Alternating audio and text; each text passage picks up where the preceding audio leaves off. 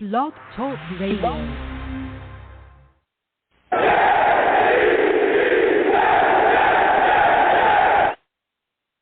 What's going on, folks? It's your boy Long Beach Joe, and I am back at it again.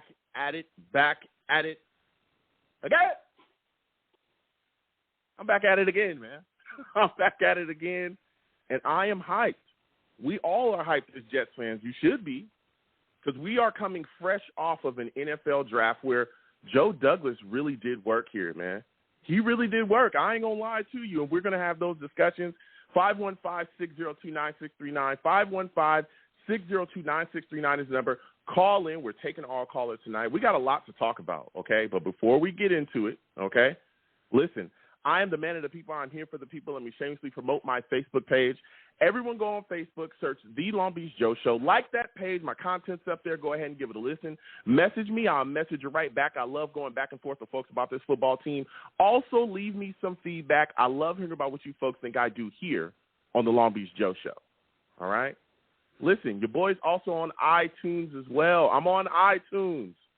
Come on, people. Go on iTunes. Search The Long Beach Joe Show. Subscribe to the show, okay? And then guess what you can do? Leave your boy a 5-star rating, okay? Leave me a 5-star rating. Leave me some feedback. Let me know what you folks think about what I'm doing here, you know what I'm saying, on the Long Beach Joe Show. I want to know. I want to thank everyone that does give me that feedback.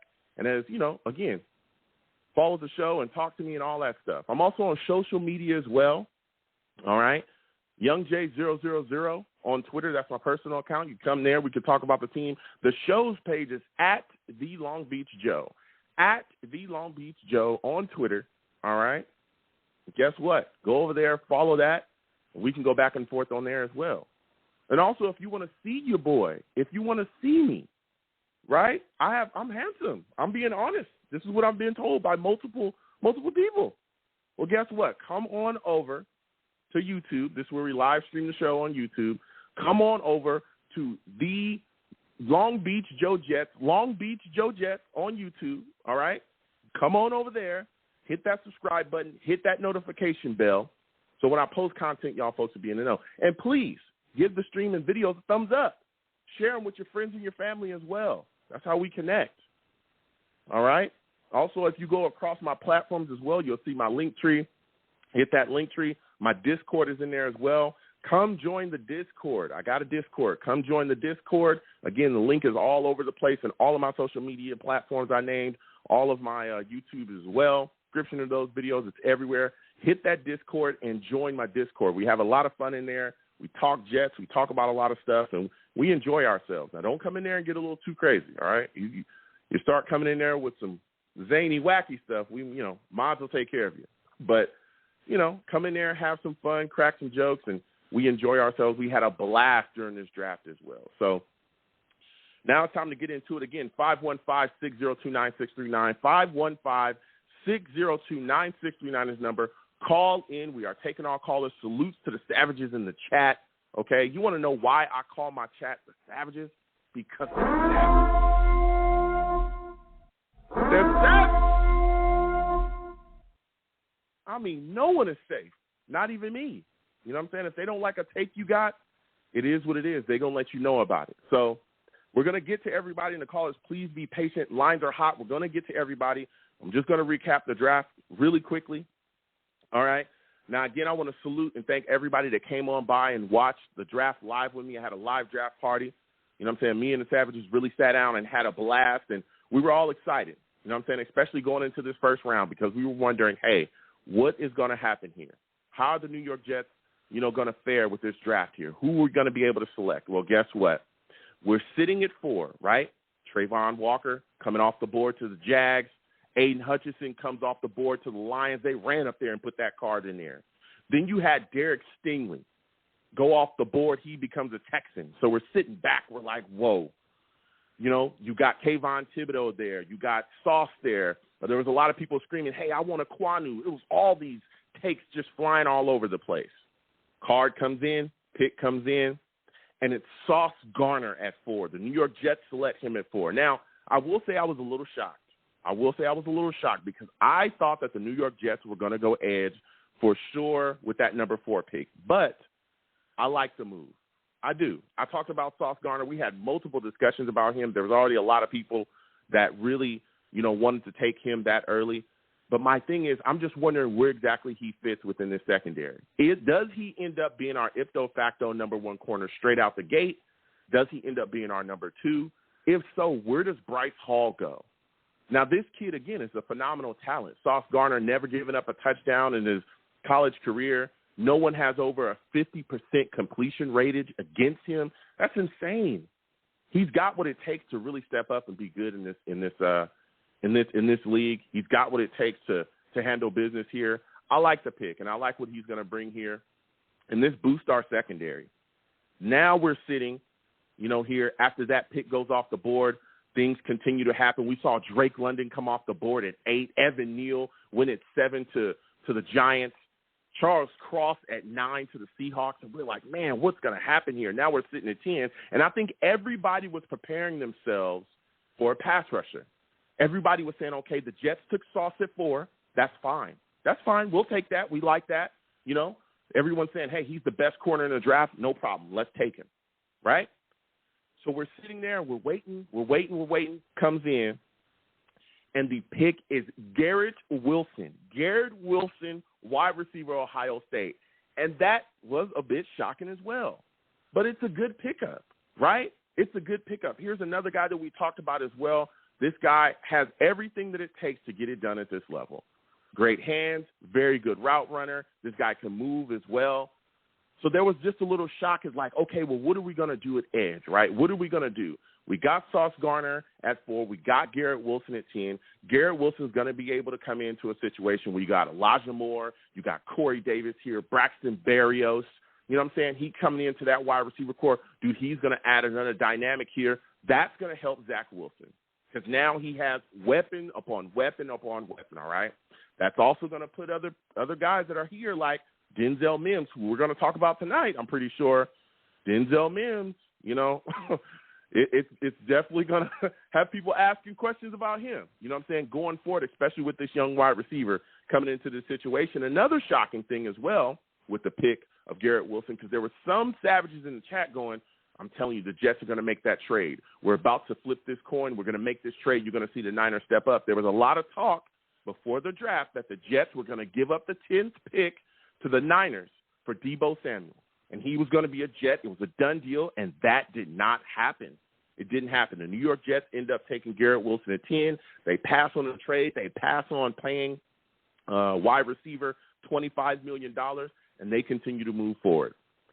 So now we're sitting here, and I'm like, we're having discussions. We're going back and forth. And I'm liking the picks. I like Sauce. I like Garrett Wilson. I like what they're going to bring to the table. But I was like, man, what are we going to do at edge? Maybe we wait till the second round and we get an edge rusher. We got to see who's there.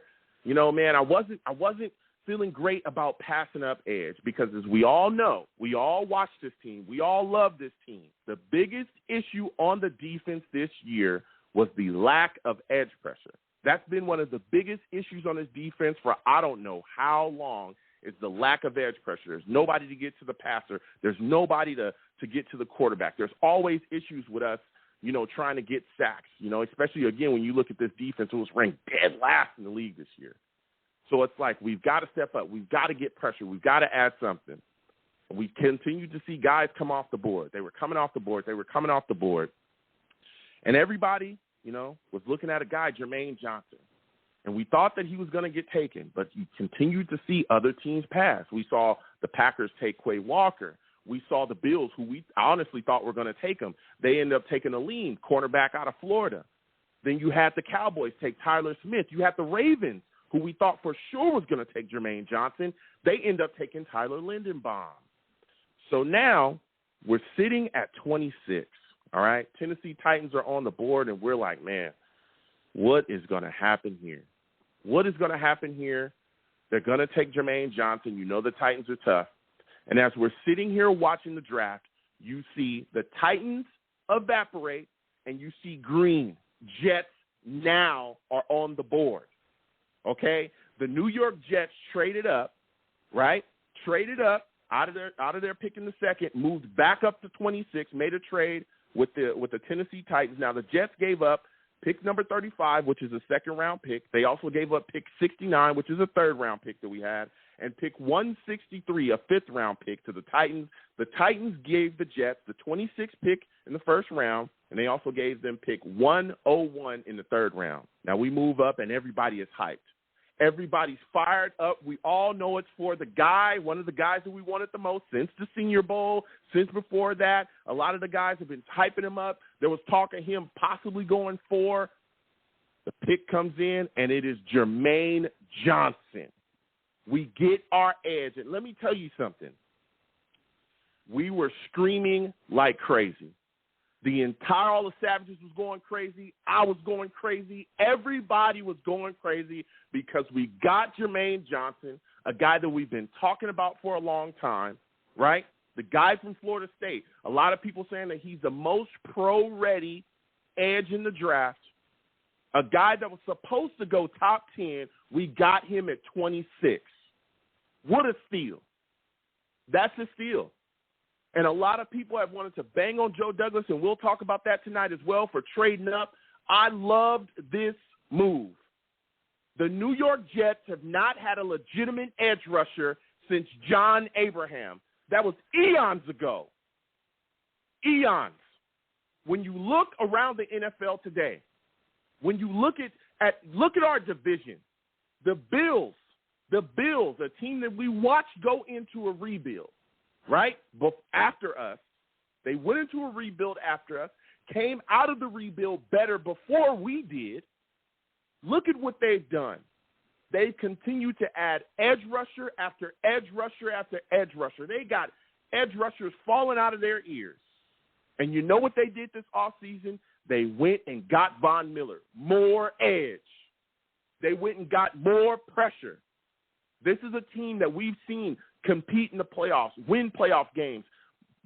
A lot of people talking about them competing for Super Bowls. They understand that when it's time to face these upper echelon teams, the Chiefs, the Ravens, all these teams with great quarterbacks, you must have edge pressure. You must.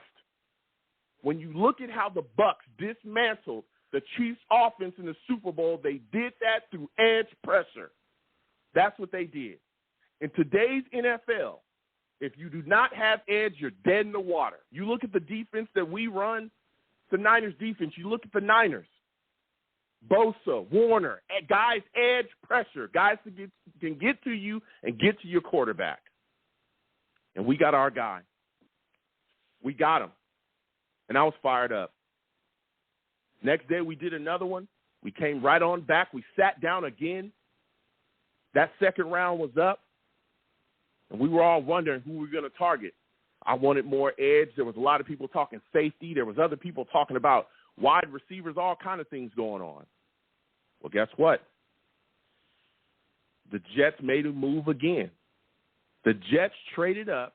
The Giants were sitting on the clock. Jets trade up from 38 to 36. The New York Jets gave the Giants a 38th pick, which is a second-round pick, and they gave them the 146th pick, which is a fifth-round pick, to move up to number 36, and they take Breece Hall. The New York Jets take Breece Hall, okay? And let me tell you something. A lot of people were shocked. Breece Hall, running back, Iowa State. This was a guy that was talked about constantly as being one of the best or being the best running back in the draft. And there were people that shocked. I was shocked as well. But I understood the move. The more I thought about it, the more I thought about how our offense is supposed to function. I consistently tell people we are in a run-first offense. That's what we're in. The Niners run the ball like crazy. You look at what Breece Hall is going to be able to bring into the building. This guy's a great back. He can do it all. He's a three-down back. Ran a great 40 time. He can move. He's going to come in with Michael Carter, and they're going to give us a two-headed monster like you've never seen before. We will be running the ball next year, folks. I don't know if y'all know that. I've been trying to warn y'all. I'm on the West Coast. I watch the Niners. This is what we're supposed to look like. The Niners run the ball heavy. They get their yardage. They move the chains, and we're going to be doing a lot of the same things. Now, as these rounds continue to fold out, we started to see that there's a plan on offense, right? The New York Jets also sat down when that third round came up, We were like, okay, who are they going to take? The New York Jets end up taking Jeremy Ruckert in the 3rd round. That was shocking to some people as well. Jeremy Ruckert, tight end. This was a great tight end class. He was talked about as being one of the top tight ends in this class. We were all hyped because let me tell you something. Again, going back to what I talked about with Breece Hall, taking Jeremy Ruckert in the 3rd round, you know what one of Jeremy Ruckert's key factors is? Not only is he a guy that a lot of people think is going to be a better pro than he was in college, right? They think he's going to be a better pro player than he was a college player because of what he's going to be able to do in certain offensive schemes. Not only could it be a solid set of hands, but this guy is one of the better run blockers in the draft at tight end. There's a lot of talk that he is the best run blocker in the draft at tight end. I'm telling you, we about to run the ball, dog.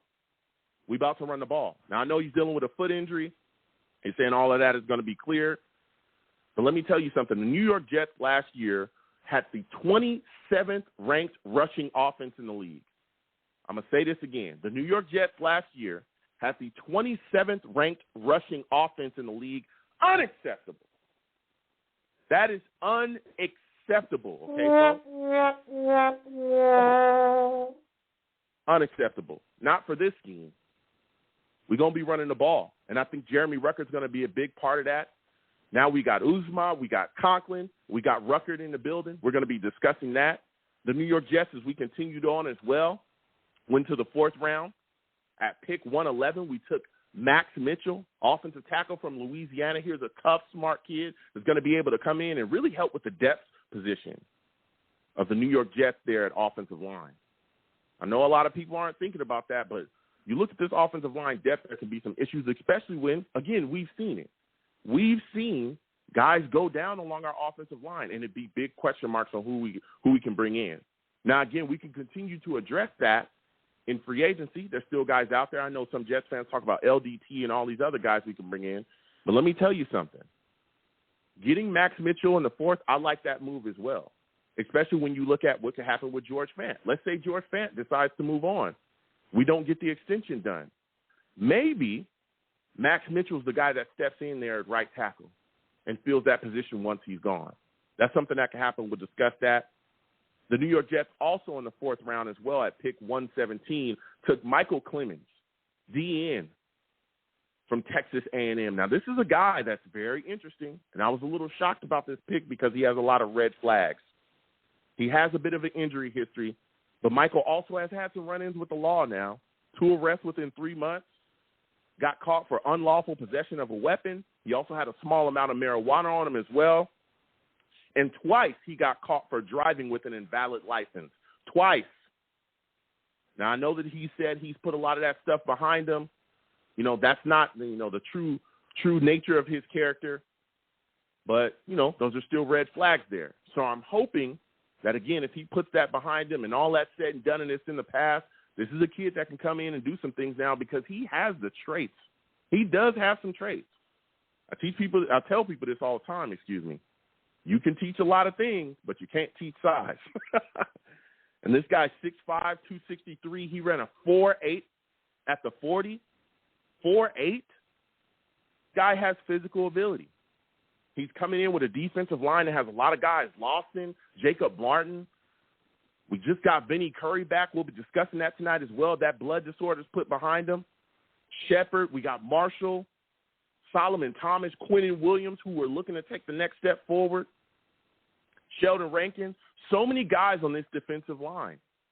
And here he is added to it as well. We just got Jermaine Johnson as well.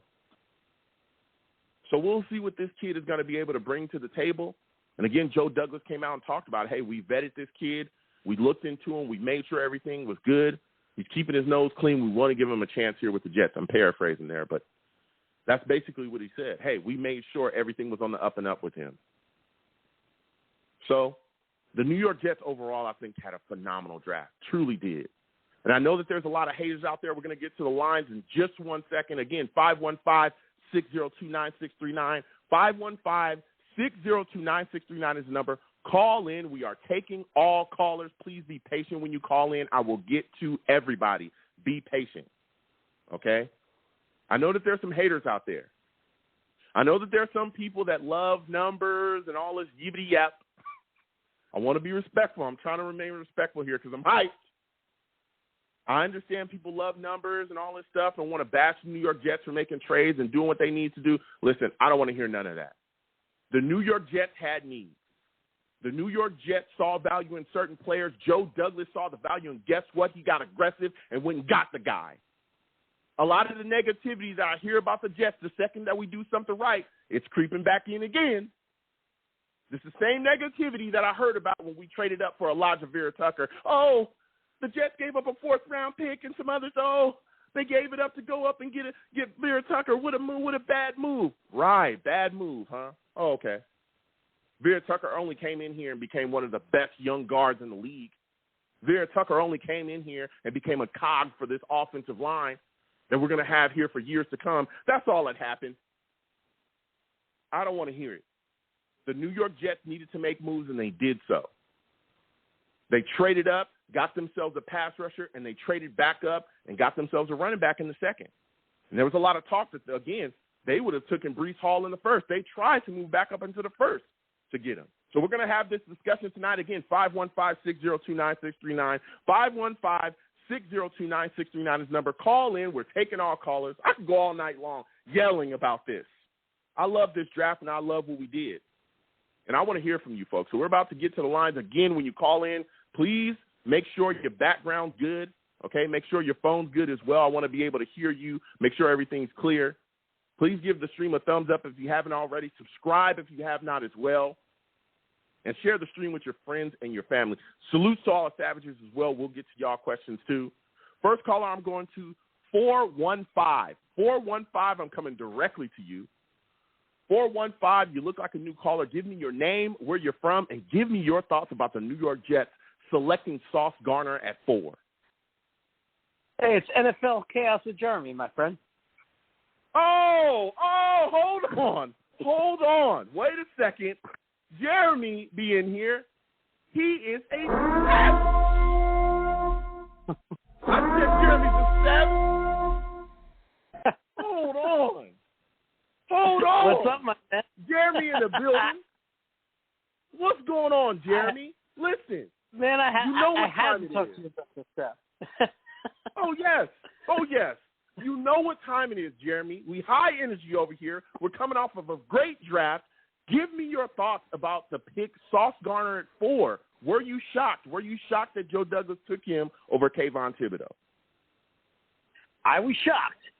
But the way it played out later on in that first round, it all came together. And now I'm the first one to line up and say, more sauce.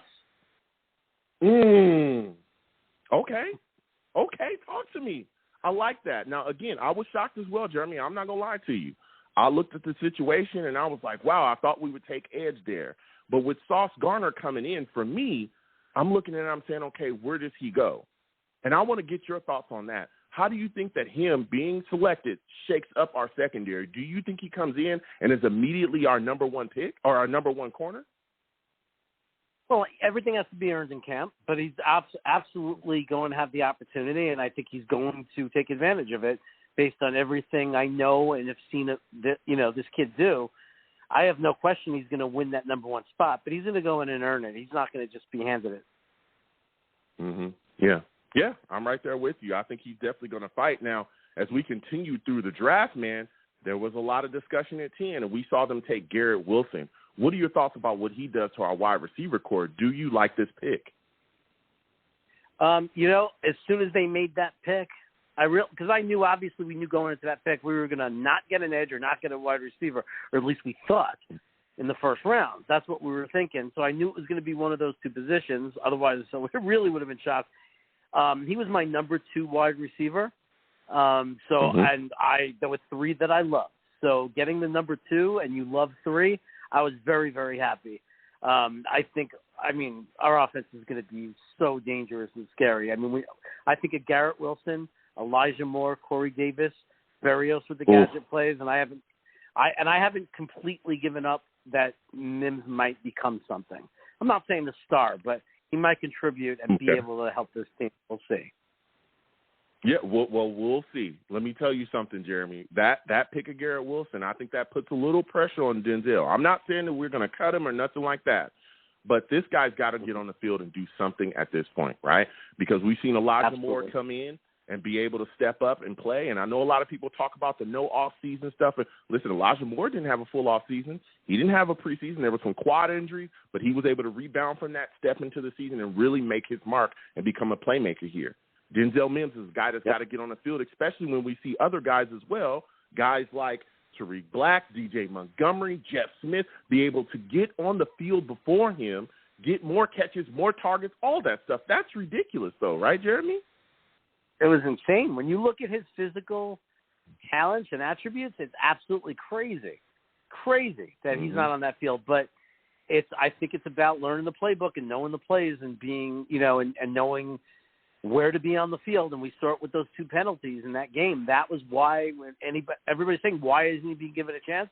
Those penalties were the answer to the question. He just simply needs to learn the playbook. Yep. So as we continue on down this draft, Jeremy, because there was a lot of discussion, once Garrett Wilson came off the board to the New York Jets at 10, I think a lot of people, including myself, was like, man, what are we going to do there? And then we saw the New York Jets trade up to 26, right? Get the Titans off the board. They get on the board. They take an edge. Give me your thoughts about the trade. What are your thoughts about the value that the New York Jets gave up? And are you upset, because there's some people out there that are you upset that the New York Jets moved up and took Jermaine Johnson at 26? I don't know how anybody could be upset, especially after the fact. That was an absolute steal. When you consider the fact that we went from 60, basically we swapped picks and went except for 146, which I couldn't care less about. We went from we basically went from 69 back to 101, right? We flipped those picks to make that trade happen. And when you consider that we got Jeremy Rucker, who could have been a 69th pick, and I would not have complained because he was my number 1 tight end on the board anyway. And that's who we wanted anyway. That trade was a steal. That trade was an absolute steal. To move up that many spots, 10 spots, was an absolute steal, that trade. I don't know how anybody can complain about it. It was an absolute brilliant trade. It was and look what it got us. I mean, there's no way we're getting JJ if we don't trade up and make that trade. Yeah. I mean, you're talking complete facts there. Now, give me your thoughts about Jermaine Johnson. What do you think he's going to be able to bring the New York Jets there at defensive end? Do you think that this is a kid that's going to immediately be able to come in and give us that edge pressure that we have wanted for so long? Well, I hope so. I'm going to be real about this. I've been around watching the Jets for a long time, and we've taken a lot of guys that we thought were going to be able to do it. No one's a guarantee. I love Johnson. I love his tape, but I lived through the Vernon Gholston draft and what happened there. So I've lived through people that I thought could not, that were above. So I'm not going to guarantee anything. But what do I think he's capable of based on the tape, based on his athleticism? His attitude, the fact that JD and that scouting system and Saleh and our staff, who have proven to me to be very, very good at this, the fact that they believe in him, I'm expecting him to be 5 to 8 sacks his first year, bunch of pressures, but definitely good enough to really help free up Lawson. It's going to make it really hard to, when Carl Lawson comes back strong, it's going to be really hard for them to focus. That we're going to be coming from both sides. I think it's going to give us everything we need, but he's a rookie. He's not going to be as good as he's going to be in, his second year and then his third year. Obviously, by his third year, I think he has the potential to be a 12 to 14, 15 sack guy. Yeah, I think he does, man, especially again, and I think not just, the pressure that he's going to bring, and again, hopefully we get Carl Lawson back good to go. He's also going to generate some push as well. But I think that those two guys with Jermaine Johnson and hopefully, again, Lawson coming back healthy and be able to push the edge, that's going to also open up things for guys like Quinnen Williams. Quinnen Williams is another guy that I think is going to greatly benefit from the edge pressure and greatly benefit from being able to be singled up. You're not going to be able to double team Quinnen anymore and just deal with him that way. No, you're going to have to account for some of the other guys that we have along this defensive line to help us. And let me tell you something. I'm so excited for Jermaine Johnson. This is a guy that the New York Jets worked with as well in the Senior Bowl, a guy that we were all excited about. And there's a lot of people that think he is the most pro-ready edge in the draft. Like, I'm hyped. I'm hyped. And I don't understand why certain people are upset that the New York Jets traded up to grab a guy like him, but I am not. I'm excited that Joe Douglas looked at the situation, got aggressive, went up and got his guy, and he didn't get fleeced.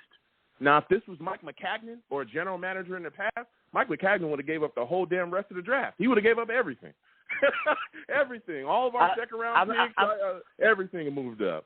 I'm going to be honest. It was one of the greatest moments of my life as a Jets fan non-game. Like, of all the drafts I've watched, of all the trades we've made, people we've signed, that was one of the greatest moments. When they announced the trade and when they called in that name, JJ, it was one of the most thrilling things. I yelled so loud I scared my dog out of the room. And I'm not exaggerating. Well, hopefully he's all right. You know what I'm saying? Hopefully he's all right. Now, my final question for you, Jeremy, before I let you go, because the lines are hot. You look at this situation, Breece Hall taken in the second round. What are your thoughts about the New York Jets moving up for a running back? And also, what are your thoughts about the talk that the New York Jets were trying to move up for him in the late first round? I mean, what are your thoughts about that? Both of those scenarios and situations. I loved it. It was, Breece Hall is my number one quarterback, running back on my board, and people would hate me in my mock drafts. People were just abusing me in the chat. We don't need a running back. There's no way we're picking that high in a running back. We're going to get a good one in the 4th, 5th round. Why would you pick one there? And I would scream and say, there's not 10 great running backs in the draft. So I was like, I don't want a good running back. I want Breece Hall because he's a stud. He's a game-changing player. He's an impactful player. I don't want just another okay running back with playing with Michael Carter. I want a special running back. I want a running back that creates fear in the defense because they can break one at any moment, at any part of the game, could just break one for a touchdown, and that's what Breece Hall is. Yeah, he's fire, man. Like I said, I was a little shocked that we moved up for him, but the more that I looked at the situation, the more I thought about it, I was like, hey, this guy, like you said as well, is a guy that we can kind of tag team, the two-headed monster, him, Michael Carter, and we're going to be running the football aggressively. And I've told people about this multiple times. That's what the Niners do, and we're going to look a lot like the Niners. You know what I'm saying? We got our edge guy. We're going to be running the football heavy, and that is going to benefit Zach Wilson.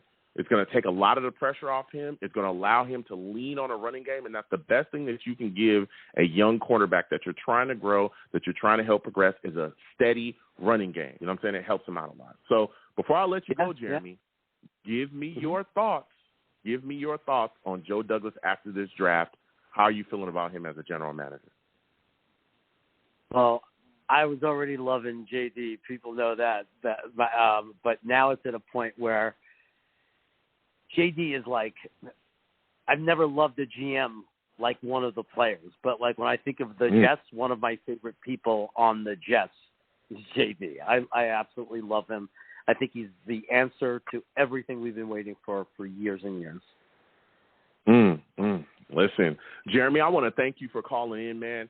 Hey, before I let you go, before you get out of here, give my audience just the gist of everything you do on YouTube. Tell them where they can find you, all of your social media handles and everything before you get on out of here, man. Oh, sure, thanks. It's NFL Chaos with Jeremy on YouTube.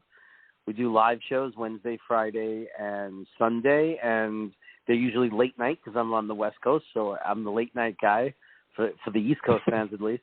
And I do a lot of panels, a lot of guests, including you. So, I'd love to have people on, love to talk Jets with good people that know what they're talking about, which is why I love having you on, and I love having talking with Tigo on, just a bunch of guys. Like we're growing and growing the channel, and it's not just me, it's a bunch of people, and you're included, you're part of the channel too. So anybody who wants to subscribe to it, I appreciate it. Appreciate the support. Yes, absolutely, Jeremy. Listen, I want to thank you for calling in. Next time I have a show, I want to hear from you, man. You know what I'm saying? We talk a lot about this team. You have yourself a good night, all right? Take care, my friend. All right. Listen, Jeremy calling in with the fire. We're going to keep getting to these lines. Again, 515-602-9639. 515-602-9639 is the number. Call in. Okay, when you call in, please be patient. We'll get to everybody. Make sure your background's good. All right, I don't need to hear echoes, weird things. Make sure your phone is good. I want to be able to hear you and your takes very clearly, all right? So next we're going to my guy from North Carolina. My guy from North Carolina is in the building. Salutes to you, my friend. I want to thank you for calling in tonight. Listen, we had a heck of a draft. Give me your thoughts about the selection of Sauce Gardner at 4, man. How are you feeling about it? I feel good about it because I got my consolation prize in Jermaine Johnson.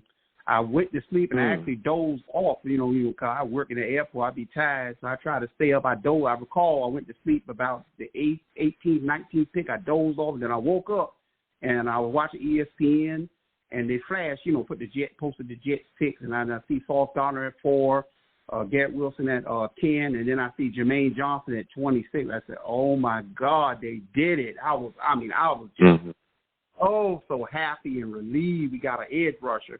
Because after the Jets passed on Thibodeau, and then the Giants fan came on and said, oh, my God, I am sick. The Giants fan came up there, and then Thibodeau came up there, like they took pictures together. I was sick after that mess. And then I said, man, and then we got Garrett Wilson. I started feeling better, better and better about the team, what we're doing. And then it got to about 18, 19, I started feeling sluggish and sleepy. So I dozed off before I knew it. I woke up.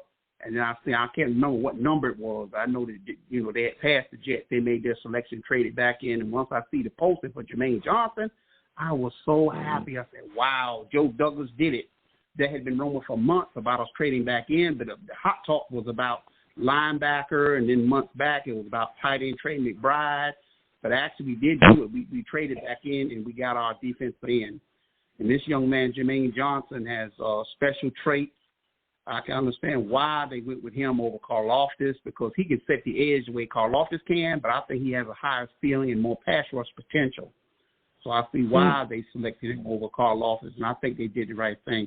Joe Douglas has proven himself to be an excellent general manager, and I think from what I've seen of him, he's come a long way since 2020.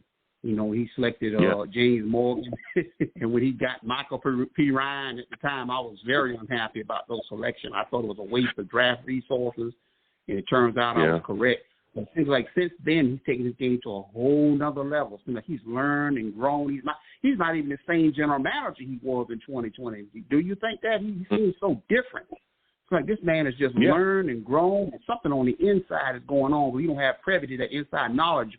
But I think he definitely made some changes since that draft. And the last 2 drafts, he just hit home runs back to back. Yeah. And what he's done is he's positioned us. And I had predicted this. I told a bus driver, I ride with on my way to the airport in the morning when I go to work. I told him that I think this team is going to make a run for everything in 2023. Now, in the span of time, that seems like a short window. But based on what Joe Douglas has done the last 2 years, and I look at the projection on this team, it's going to happen. We're going to make a run next year. It's going to happen that fast. People going to be shocked.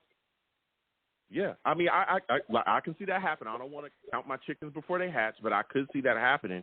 But just coming back to this draft, man, when you look at some of the situations that we have, kind of clean up your background a little bit. Your phone's echoing just a little bit. But so when you look at this situation here, right, with them taking, Garrett Wilson at 10, I think that was a move that a lot of people were shocked about, because I thought at 10 we were going to get a guy like Jermaine Johnson. That's who I thought we were going to attack there. But with them taking Garrett Wilson at 10, can you kind of speak on him coming in and being able to step into our offense? What do you think that he's going to bring here for us, and how do you think he's going to help Zach Wilson? I think the way he's going to help Zach is give him another option and another weapon that's very shifty, very quick, very, very good route runner, where there's no question about his route running ability and maybe his overall versatility in terms of how we can use him. He will complement Elijah Moore perfectly. He gives us another receiver that's going to be tough to cover. Now we have a pair of them that are going to be a handful to cover. And if your corners aren't good, cover our wide receiver. You can't cover Elijah Moore, Garrett Wilson. I don't see that happening. I don't see that happening, especially when we start running Elijah Moore out of that slot. It's going to be a problem. It's going to be a problem. I think they made the right choice taking Garrett Wilson. I understand why and where they took him. They took him at 10 because they wanted to have their choice of him. After Drake London went off the board, they sized up that situation and said, look, let's go on and make our decision right now. Don't take any chance on letting this thing slide down the board where there could be a run on receivers before we pick again at 35. They were correct because there was a run, an actual run sometime late in the first round on those wide receivers, and it would have been picked over so badly. It would have been a very messy process, finding the guy that fits us. So I think getting Garrett Wilson where they got him was perfect.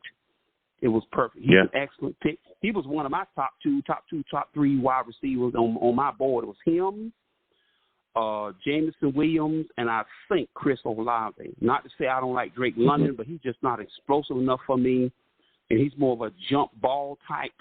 He's not the type that shiftiness where he can get a step on you and it's off to the races. I prefer that type. But once you get a wide receiver that's quick and twitchy and that can separate, that's where your space is going to come in. Because once they can shake those corners off and get on their knees and attack the ball and come back to the ball, that's where you create space. And then that's where Zach can do the rest with his accuracy and quick release. I think it's just a better mix, and it just suits us better than I think Drake London. That's right. No, I hear you. So my final question before I let you go, because you really spit some takes there. Give me your thoughts on what do you think is like the strength of the Jets roster now after free agency, after the draft now. What are you looking at and going, wow, the New York Jets have really improved here. This may be the best position, that the New York Jets have. Well, looking at it overall, you could make the case it could be the offensive line, not just the starting unit, but adding Max Mitchell and what we've done the last 2 years building depth. That could be an underrated position that people might go to sleep on. But I really think the Jets wide receiver core, I think, looks to be very good with Corey Davis looking to bounce back, Denzel Mims looking to bounce back. If those two can bounce back and play anywhere up to their potential, this wide receiver core could be really special. It could be really, really good. And I think be a problem for opposing defenses, Yeah. No, listen, I hear you. Look, I got to get back to these lines. Listen, my friend, I want to thank you for calling in tonight. You have yourself a good one, all right? Yeah, you too, and thank you for taking my call, as always. You take care now. Absolutely. Salute. Listen, call in with fire. We're going to keep getting to these lines. Again, 515-602-9639. 515-602-9639 is the number. Call in. We are taking all callers. Again, when you call in, please make sure your background good, your phone good. I want to hear from you. Make sure, you're not on speakerphone. I want to be able to hear you and your takes and everything you got to say. So next, I'm going to 718.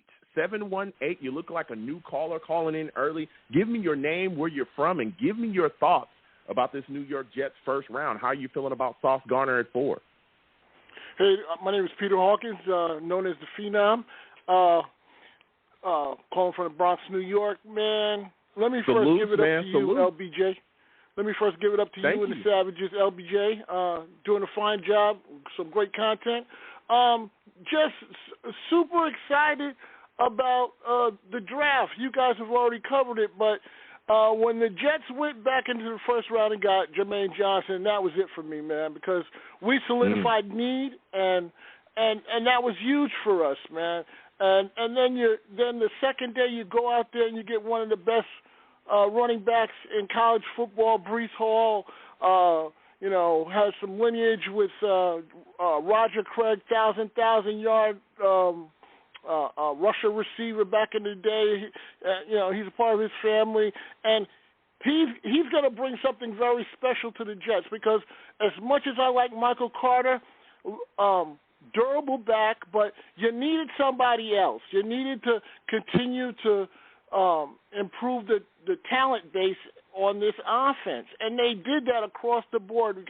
I'm an Ohio State Buckeye fan, so I'm very familiar with Rucker and Garrett Wilson and how talented those guys are. So the Jets, like you guys have been saying, Jets hit a home run, man. Jets hit a home run.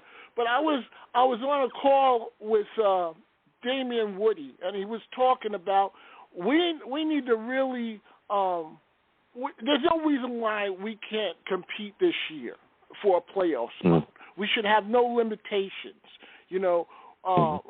this team is talented enough to make the moves. Now I know there's some. Well, now I don't want to get. I want to keep that kind of positive because we haven't been this positive in a long time. Okay.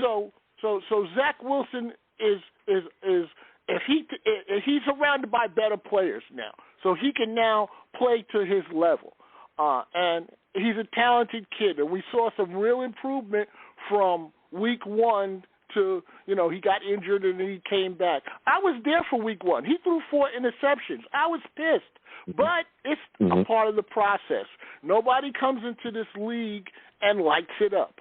So I'm really excited. Here's my thing, Peter, and you're spinning some takes right now, okay? And I understand everybody's hot, everybody's hyped. I'm hyped as well. I'm passionate, but I think, like you said as well, speaking to your point, what we saw Joe Douglas do, not just this offseason, right? We saw him do it in free agency, where he went and got offensive linemen, he went and got tight ends, right? He addressed so many things along our offense to really help to continue to invest in Zach Wilson, right? Zach Wilson is also his draft pick as well, right? We also saw him get Elijah Vera-Tucker in that draft. Now he comes into this draft, and what does he do?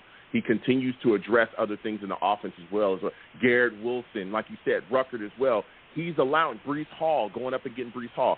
He's allowing himself to continue to invest within Zach Wilson to put us in a position to figure out who Zach Wilson is, okay? No question. If you're bad, no question. If he sucks, okay, it's going to be because he sucks. It's not going to be the Sam Darnold syndrome where we're still having question marks about who he is, what he is, because guess what? We never gave him any talent. Now, we don't know if we want to give him the 5th-year option or what. Nope, none of that's going to be done here.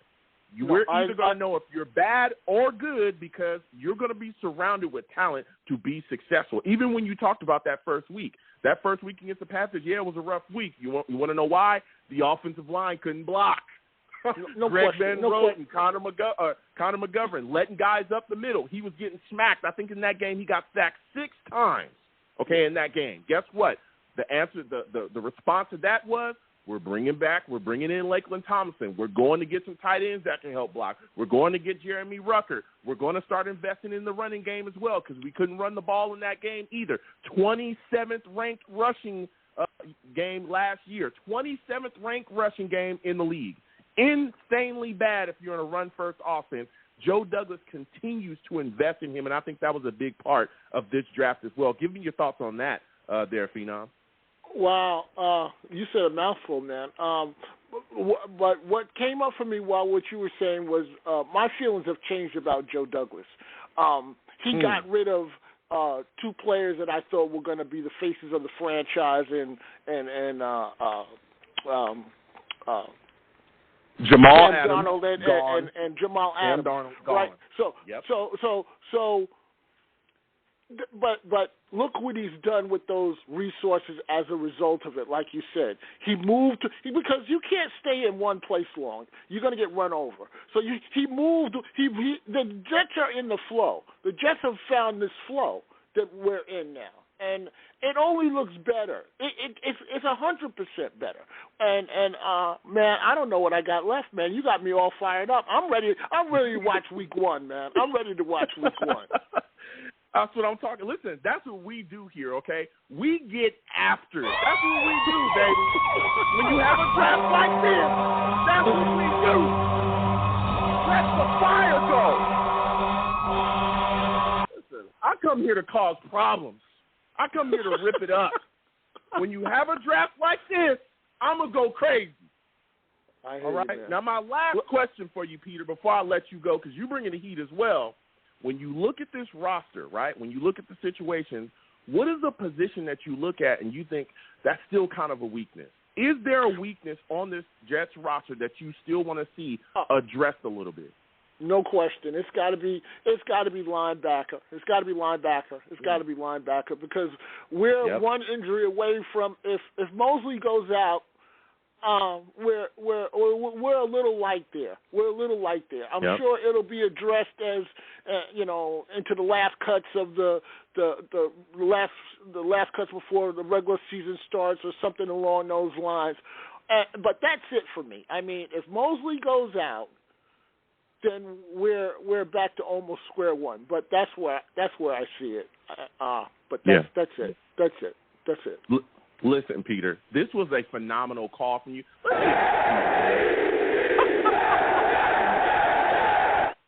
What I'm here to do. Listen, Peter, I want to thank you for calling in. Next time I have a show, I want to hear from you, man. You really brought some takes, bro. Thank you very much, LBJ. Looking forward to spending some time with you and the Savages during the regular season. You guys have a great night. Absolutely. You have a good one. Listen, Peter calling in with the heat. We're going to keep getting to these lines again. 515-602-9639. 515-602-9639 is the number. Call in. We're taking all callers. When you call in, please be patient. We'll get to everybody. The lines are hot. Also, make sure your phone is good. Make sure your background is clear. I don't want to hear anything crazy going on. All right? Also, this is a show. I don't allow cursing on my show. I know I have new callers. I do not allow cursing. You curse, I'll get you out of here fast. Fast. Faster than we got Mike McCagnon out of here. We got a real general manager in the building, ladies and gentlemen. It's Joe Douglas. Had to get Mike McCagnon out of here. What a bum. Next, we're going to Rusty. Bill, Colin, Chris, we'll get to you in a second. Tommy, hold on. New caller as well. Rusty, we're coming directly to you. Salutes to you, Rusty. I want to thank you for calling in and listen, Rusty. There's a lot that went on during this draft, man, a lot of things that happened. First off, Rusty, for those of you that don't know,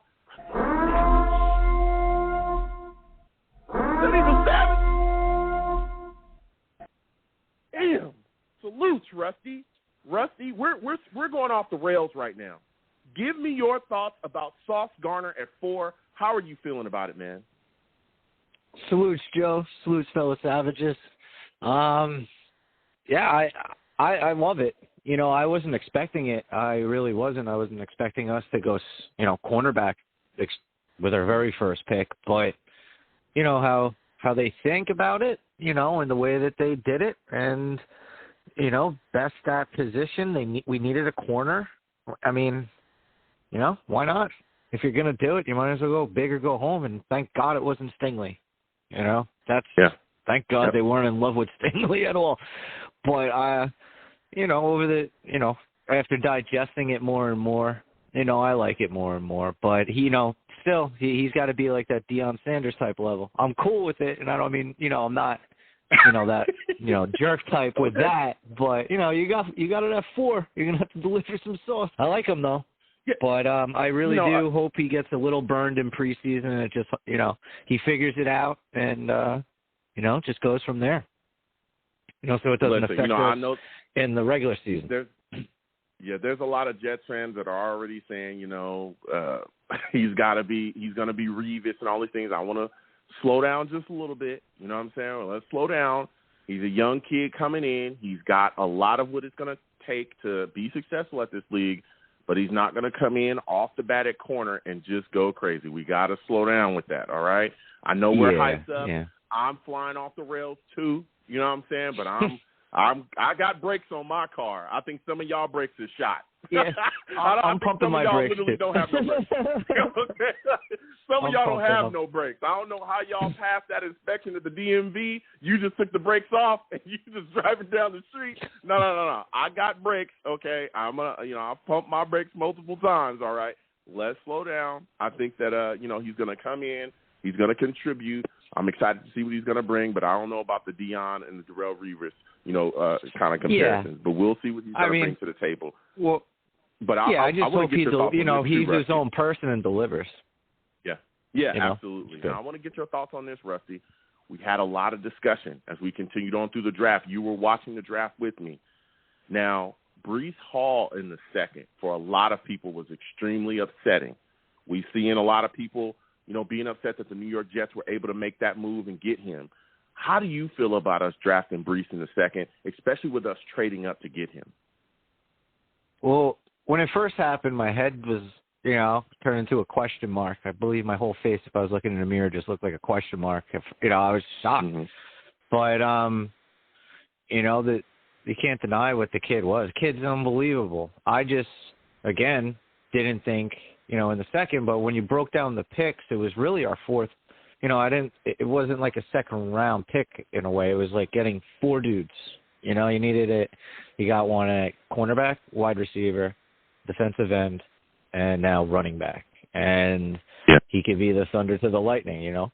And then so he could be the lightning too, you know. And then you're just going to get beat up, and you know you're going to have to deal with Michael Carter, and that's going to put some mental strain and physical. You know, that's going to hopefully, you know, really extremely frustrate defenses. It looks like it should on paper, you know, but we all know how, you know, MC Carter is. So I'm liking it, you know, and the kid's no slouch. You know, he delivers and then some. He runs with a thud bang and does that one cut up and gone. That's what I like. I don't really like the dancing, but if you're going to dance, flow sideways, you know, how Michael Carter does.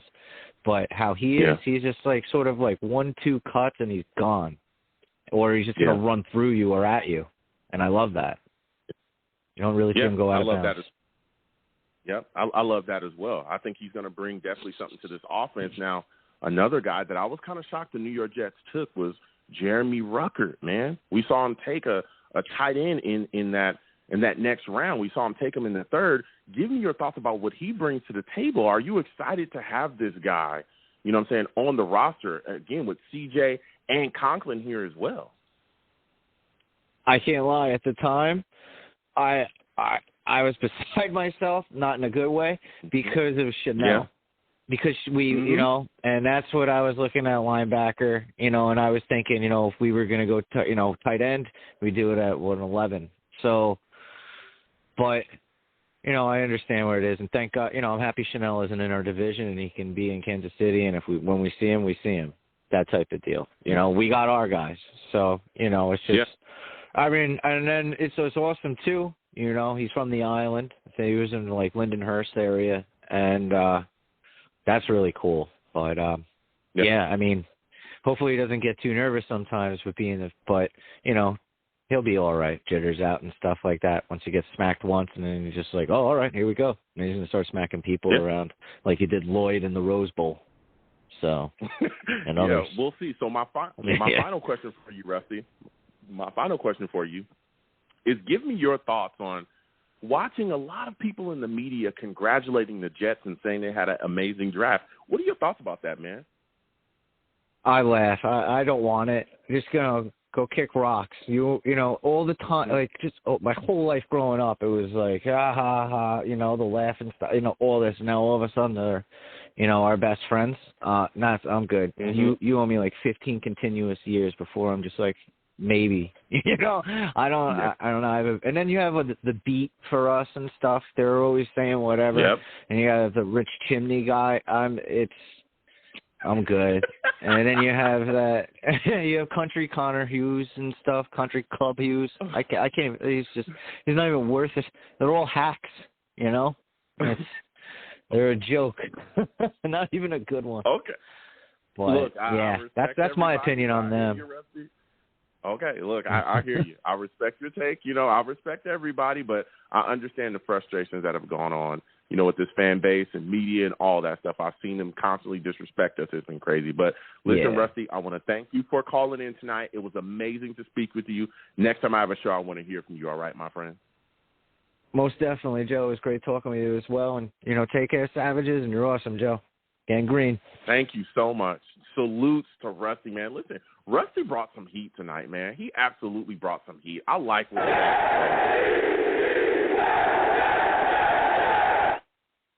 Again, we're going to keep getting to these lines. Again, 515-602-9639. 515-602-9639 is the number. Call in. We are taking all callers. Again, when you call in, please be patient. Make sure that your background is good, clean, clear, good to go. I want to be able to hear you. Make sure your phone's good. Also, for new callers, all right, do not curse when you call into my show, because I will get you out of here fast.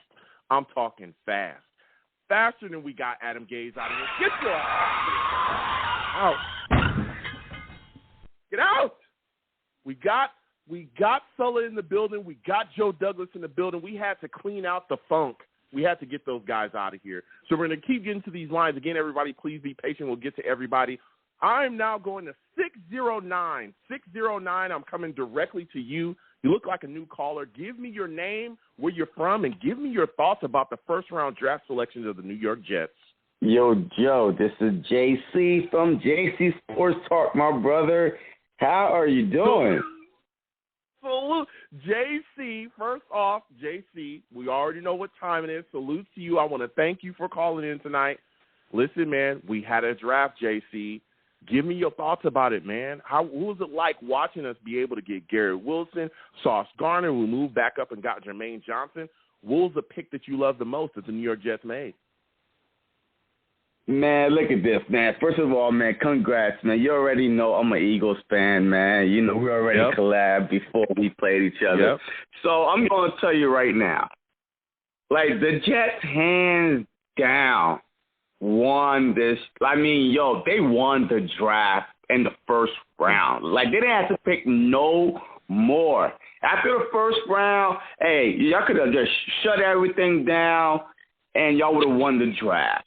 There's no way the Jets get 3, not 1, not 2, but 3 caliber Pro Bowl players in the first round. Sauce Gardner, to get Sauce, and then to get, like most people think, the best wide receiver in the draft in Garrett Wilson. And to top it off, I'm thinking Dallas is about to get Jermaine Johnson, and all of a sudden, the Jets got it. I'm like, man, thank God they're not in my division, because, yo, I'm telling you right now, the Jets are on a come-up, especially from last year. Y'all still got Elijah Moore, Zach Wood. I mean, yo, y'all doing y'all thing, man. I got to give y'all your props, man. Yeah. Yeah, listen. I'm telling you, JC. Here we go. The fire is with us right now. Joe Douglas, our general manager, has changed things around here. A lot of those moves, those aggressive moves, were things that needed to be made, and he handled business. He worked this draft board so smartly, it was insane. Now, my next question for you, JC, because you're an Eagles fan, we go back and forth. Give me your thoughts about you guys getting A.J. Brown, man. What were your thoughts about that situation? Man, yo, that was crazy. Like, I didn't see that coming. If anybody told you they saw Eagles making a trade for A.J. Brown, like, they would have been crazy, because the whole time leading up to the draft, during the draft, Titan was like, no, we are keeping A.J. Brown. There's no way we are letting him go. 24-year-old Pro Bowl caliber, like, type of receiver, and you let him go for a 13, basically. So I could say that there's no wide receiver right now coming out of the draft that is better than A.J. Brown, because A.J. Brown is a proven vet. To get him at the 13th, Matter of fact, we traded the 18th pick for A.J. Brown, and then we gave up a third, and we signed him to 4-year, $100 million. It's been reported it's about 5 years, but man, that is a game changer, because our division, with the CD Lamb, blah, blah, blah, the Eagles went from having one of the worst receiving core in the NFC East to one of the best receiving core in the NFC East, possibly the NFL. Okay. Listen, JC, before I let you go, man, are you going to be watching the Jets this year? This is my final question for you. Are you watching the Jets this year, JC? Can we get you to watch this team with us, bruh?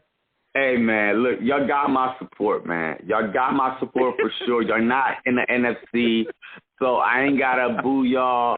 Hey, and we definitely don't play each other this year, so I'm rooting for y'all underdog, because, hey, to see, every year there's a team that goes from worst to first. Hey, who knows?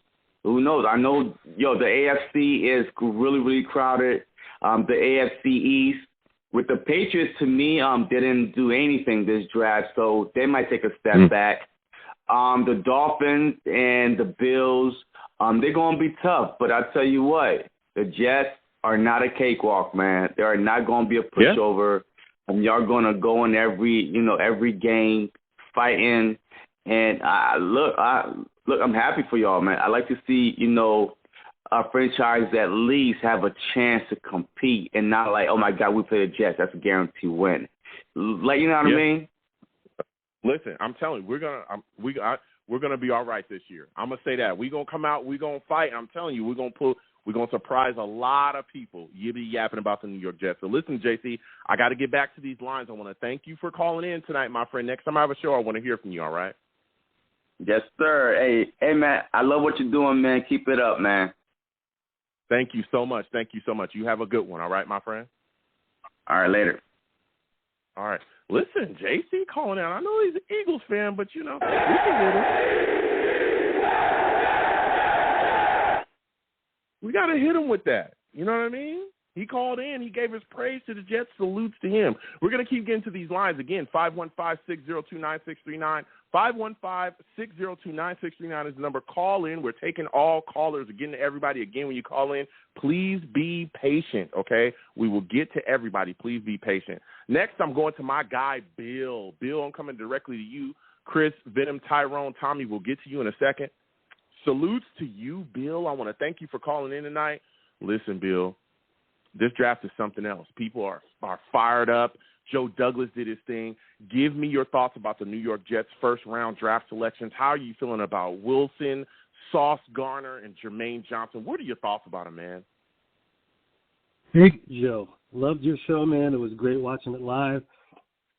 Joe Douglas is making them sick, man. He's making them sick. The whole league, man. You see all these people on social media, they don't know what to do with themselves. The Jets are competitive now. The doormat, somebody removed their favorite doormat. They're sick. It's hilarious, man. I love it. Yep. Joe took he did it. He did what he had to do. I know a lot of people were nervous with the pick at 4. They wanted to see Thibodeau.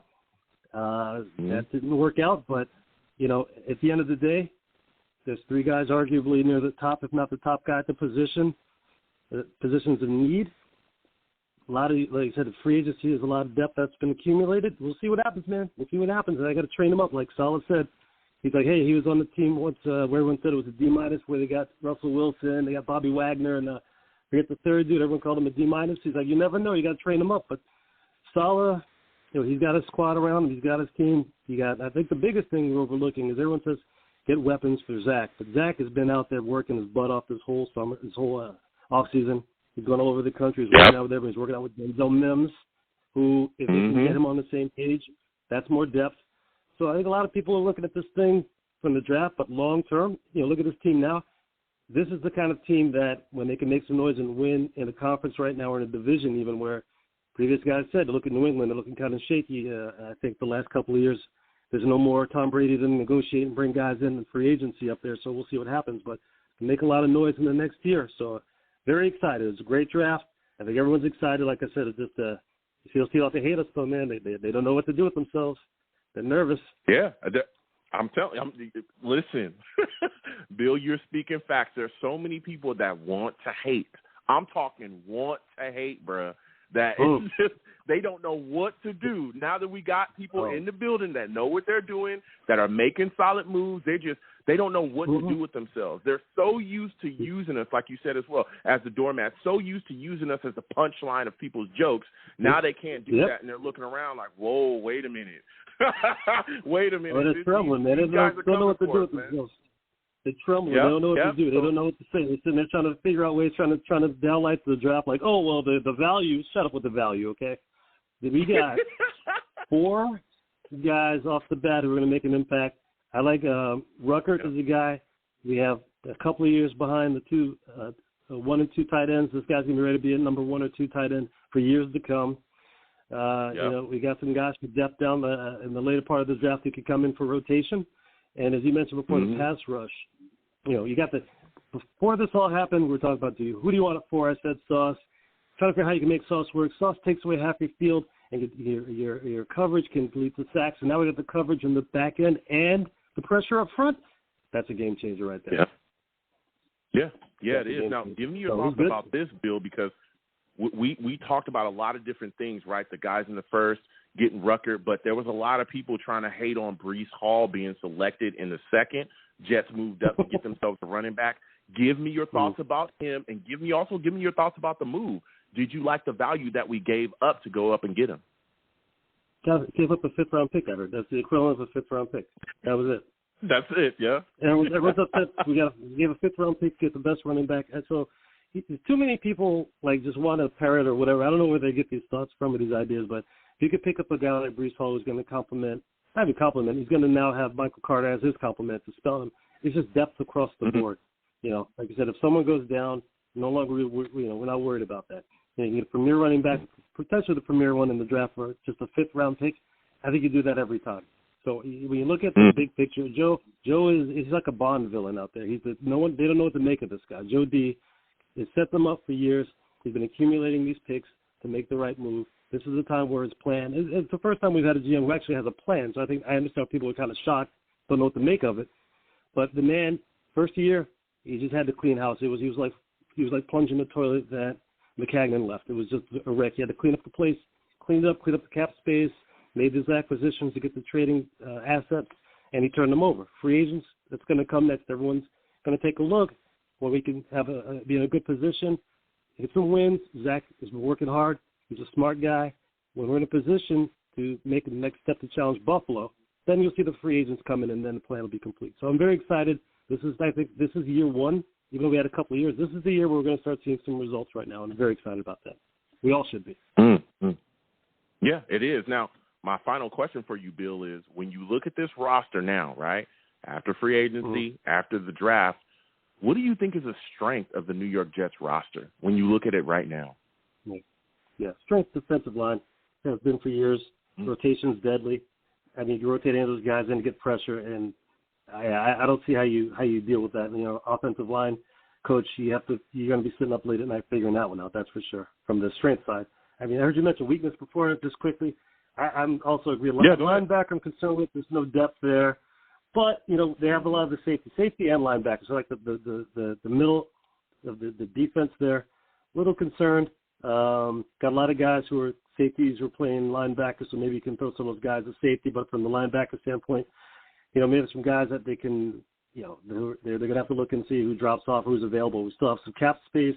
There's still free agents out there. Not exactly sure who, but Joe's going to have to work the phones to get someone in there for some depth because, like I said, there's depth all over the place. Depth at quarterback, depth defensive line, getting a nice rotation on the receivers in there without having to give up everything to get Debo, who, he probably would have come, but, John Lynch wasn't going to give that up. That's probably going to cost him his job down the road when they lose him for nothing. But we didn't need him. We got our guy. We got Wilson, and we're good to go. Yeah, he did. Listen, I want to thank you for calling in, Bill. It's phenomenal to speak with you. You have yourself a good night, my friend. You're the man. Absolutely. Keep it going. Thank you so much. Listen, Bill calling in with fire. Yeah. Listen, first off, I want to thank V-Man with the big donation. I said I want to thank V-Man with the big donation. V-Man says, Long Beach Joe, look at the pic I sent you on Twitter, which I will soon, all right? He says, by the way, the Jets have a better roster on paper than the Patriots. That's what I'm talking about, V-Man. You already know it.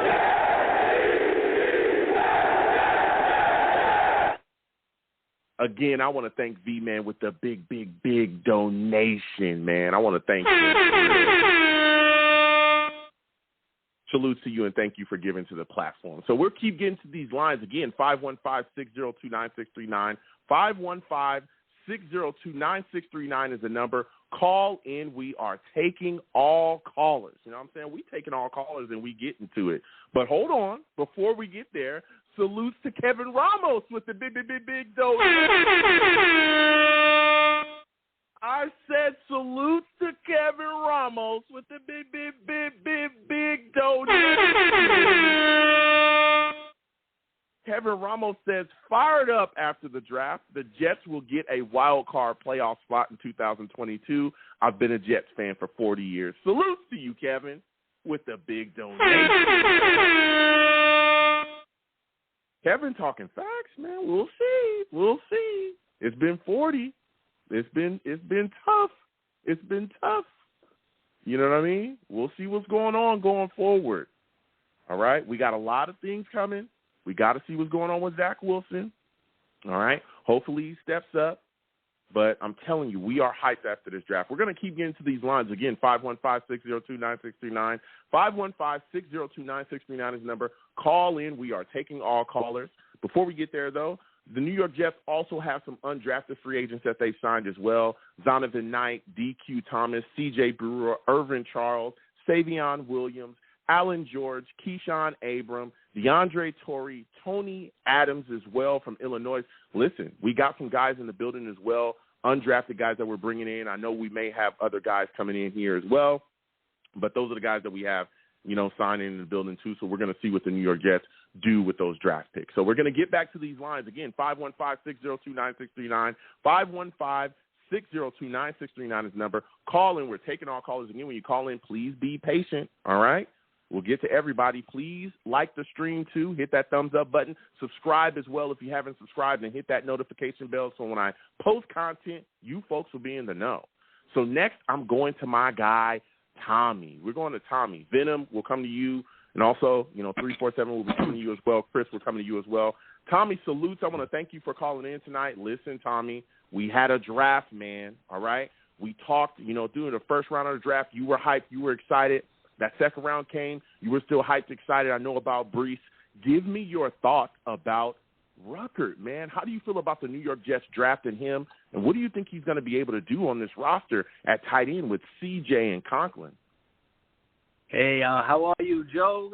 Listen, man, this was a franchise-defining draft.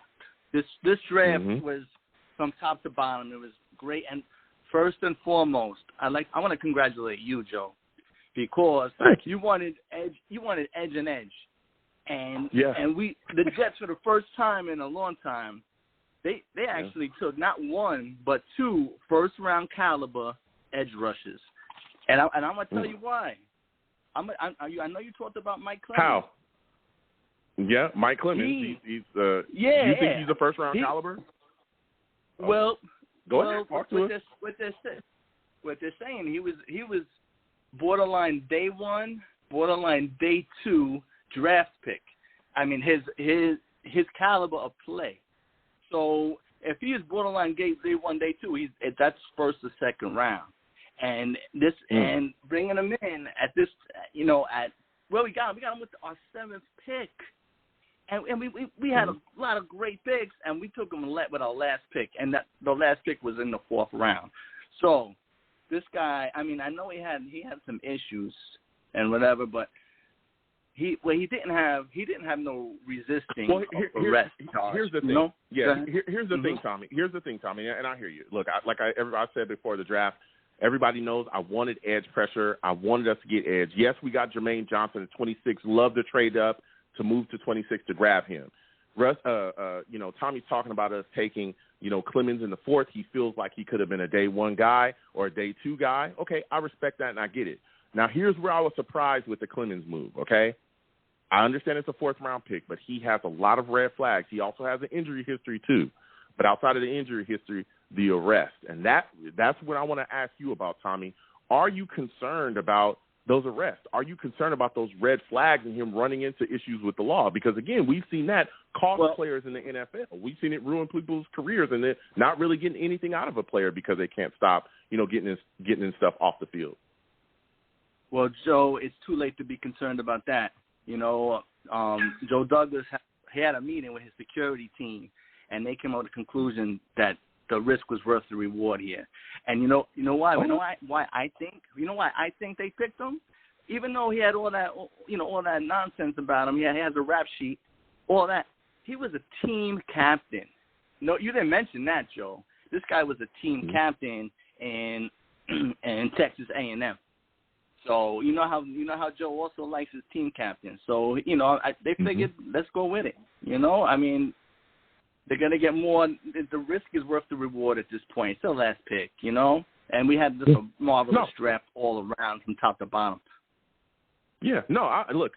Like I said, I think that Clements has the ability. He has the traits as well. This is a guy that's 6'5", ran a 4.8. He's got what it'll take. But again, there's a question. Like I said, we just talked about the the arrest and things like that, but there's also an injury history. But again, he's a fourth-round pick. He's going to come in. We have a solid defensive line. If he can get in here and really get within the rotation, he's a guy that could absolutely have an impact. I'm not bashing that pick as well. Agreed. We'll see what he turns out to be. Now, when you look at another pick as well, that a lot of Jets fans love, Max Mitchell, taken in the fourth. Give me your thought about him and what he's going to bring to this, kind of offensive line depth here. Well, we needed an offensive tackle, a swing tackle. And Joe, what people are not saying, I don't know if you caught this, but Pro Football Focus graded him as the highest graded tackle in the nation. And look, this is a sleeper pick. Joe, I mean, listen, I was Tommy, thrilled. I hear you. Listen, I hear you, but the Pro Football Focus also told us that Conor McGovern was a top 10 center. I'm not trying to disrespect anybody. I'm not trying to disrespect those guys. I respect them, but Conor McGovern, top 10 center. No. All right. I'm just saying.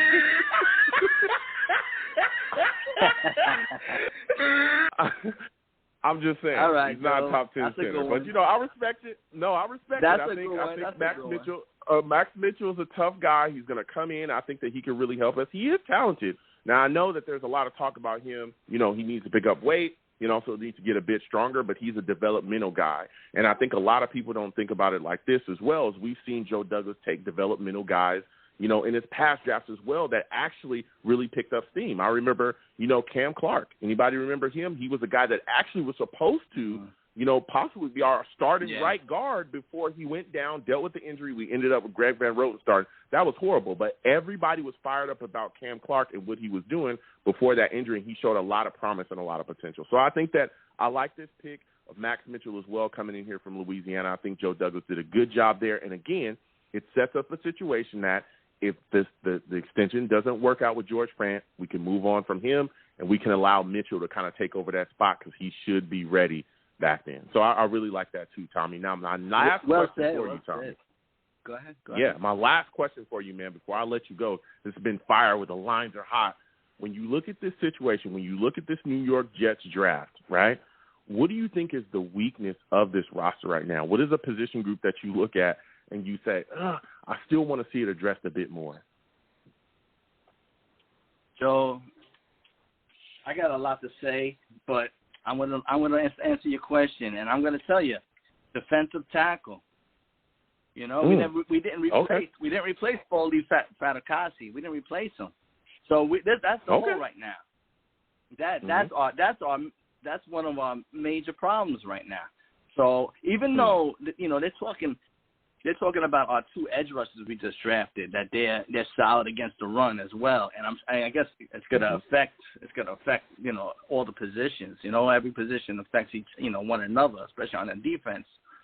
But we really lost something special there in Foley. So I mean I like that guy. I like that guy. It was a good pick. I'm just getting back to your original question before I change. I changed the subject. I'll give you the last word before I let you go. Go ahead. Well, my last word in two sentences. Here we go. About the tight end, Jeremy Rucker. I mean, I had the Jets taking Trey McBride because I mean that's how much I wanted a tight end. I wanted a great tight end. Yeah. And they're saying this guy Trey Rucker might even be better than him. So that was a sleeper pick as well. Yeah. And he's gonna open up holes. He's gonna open up holes. For Breece Hall, man. We got Breece Hall. I don't know how we got Breece Hall. I was so thrilled about this guy, Breece Hall. I know you wasn't crazy about it at first, but I was. At first, and yeah, I know. But listen, NFL Next Generation states the grade on him was a 99 overall. They gave him a 99 draft score, and the previous person to get that, it was in 2016. Guess who it was? Derrick Henry. Derrick Henry had the same 99 draft score as Breece Hall. All right? And in 2018, you know who got 99? Saquon Barkley. I mean, we're talking a runner here. We're talking a running back, and we're back in it. Tommy, man. We're back in it. Tommy, you are talking straight facts. I mean, look, this guy Brees. Like I said initially, we were all watching the draft together. I wanted us to go edge again. I wanted Boye Mafe. He was there, but once the pick came, I was kind of shocked. I was very shocked. But the more I started to think about it, the more I thought this is going to benefit Zach Wilson in this offense.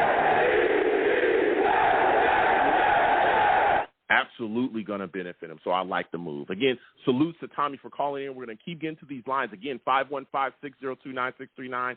515-602-9639 is the number. Call in. We're taking all callers. Next, I'm going to my guy, D. I'm going to D. Venom Chris, we'll come to you in a second. 917 will come to you as well. Salutes to you, D. I want to thank you for calling in tonight, D. Listen, this was a fired-up draft, man. This has been a fired-up show. Give me your thoughts about the New York Jets first-round draft pick selections, man. How did you feel about it? What's good, Joe? What's going on, man? I love the picks. Honestly, I love the picks. I knew we had to get Sauce. We got to get Sauce to match up with these receivers in the AFC East now in our division. Garrett Wilson, I loved it.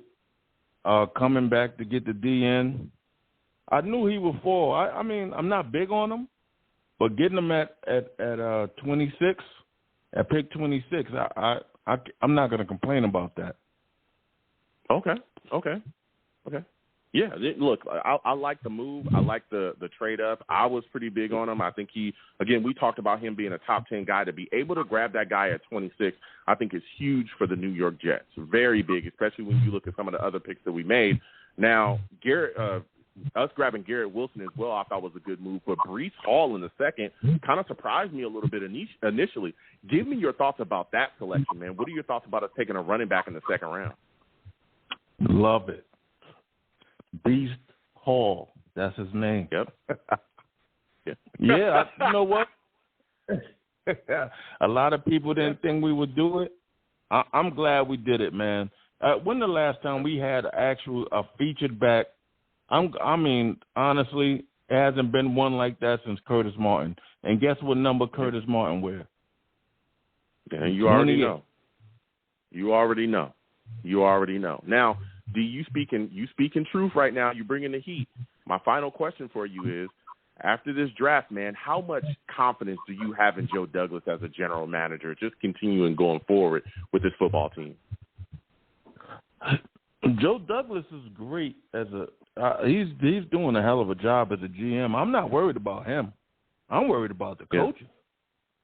I'm worried about I'm worried about the coaching staff for. You know, we had a defensive guru and we finished last in the league. That's an issue right there. Yeah, but there were some needs there, and we did have some injuries, but there were some needs. I think with Jermaine Johnson being in the building, helping that edge, and also Carl Lawson hopefully coming back healthy, he's going to help us get some bend. This entire defensive scheme is about pressure. If you can't get pressure, you're going to be dead in the water. We made adjustments. We did a lot of different things, but there were some issues going. But listen, D, I want to thank you for calling in tonight, man. It was phenomenal to speak with you, man. You have yourself a good night, my friend. All right, you too. Back to the Henny, man. All right, what's going on? Listen, D over there doing his thing, all right? I respect it. 515-602-9639. 515-602-9639 is the number. Call in. We are taking all callers. You know what I'm saying? Again, please give the stream a thumbs up. Wherever you're watching me from, please subscribe to the stream. Also, hit that notification bell so when I post content, you folks will be in the know. You know, we're going to get to everybody. Please be patient. Next, I'm going to my guy, Venom. Venom, I'm coming directly to you. Chris, I'll come to you next. BK, you'll be next as well. Salutes to you, Venom. I want to thank you for calling in tonight. Venom, for those of you that don't know, you know what I'm saying? Venom is a savage. He's a savage.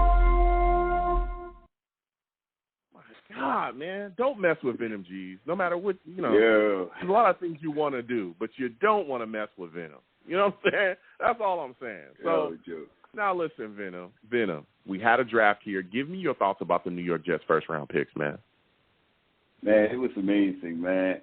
You know, some of it, I know we was watching it together, man. We was talking on Smack together. So I know. Yep.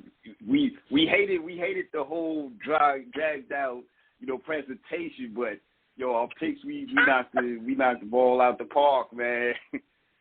Yep. We knocked the ball out the park the first round, man. I can't believe it. Like we took the wide receiver at 10. We was like, what? We didn't address the edge.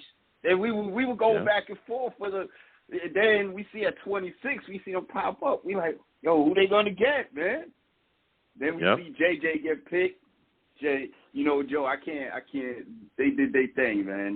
They did the first round. They did a great job. And then we tuned in for day 2. We're like, yo, why we take a running back? We got Michael Carter. What are they doing? And then we start putting it together. We like, oh yeah, Michael Carter was hurt. We were picking people up off the street to play running back, and then we were like, okay, cool, that's a good pick. And then went down to the offensive line, and then the tight end. I think they hit this one out of the park, man. And whatever there's a gift and a curse, man. So without our previous coach, Michael Gase, we wouldn't have Joe Douglas. So I see with Joe Douglas and him bringing in Salah, I think this is a great way they're restructuring the team. And now you can see they're both in line with their 2 first picks, man. Yeah. Listen, I really love what Joe Douglas did. Vinny, you might want to fix your phone. You're kind of going in and out.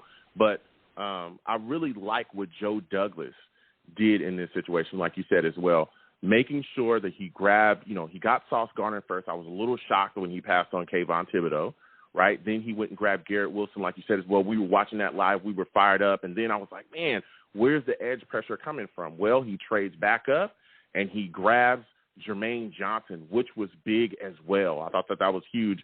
Going into the second round, he grabs Brees, which I didn't think he would take a running back there, especially with Boyer on the board. But like you said, too, the more that we thought about that pick, the more that we started to look around and say, okay, you know what? They want to run the football more. They want to be more effective running the football. You get yourself 2 backs. Then they grab Jeremy Ruckert in the third round, which is, that's just screaming, hey, we're going to start to run the football. We're going to, ground and pound. We're going to look a lot like the Niners look offensively, which is what our offense is all about. So once he continued to move, through these drafts and he started to make these picks, you started to see that.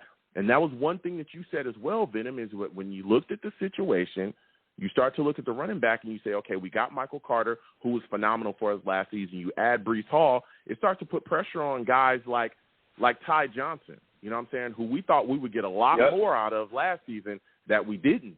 You know what I mean? There was a lot of drops by Ty Johnson, a lot of fumbles. You know what I'm saying? Yep. So it starts to put a little pressure on him. You know what I'm saying? Am I right? Yeah. Am I right, Venom? I'm just saying. You definitely right, bro. Because you can see it in San Fran. Remember, they had Mustard, they had Clements, they had a different variety of backfields. So they had it created something like what we see now. So I think we're running the same scheme, and we'll see. I think we're gonna have a lot of new bandwagoners this year, man. So, your channel's going to influx, Joe. The channel's going to influx. You can see it starting already, man. Please subscribe. Yeah, please subscribe. Yeah. I'll take it. You know what I'm saying? They don't call y'all bandwagons. I don't call anybody bandwagons over here.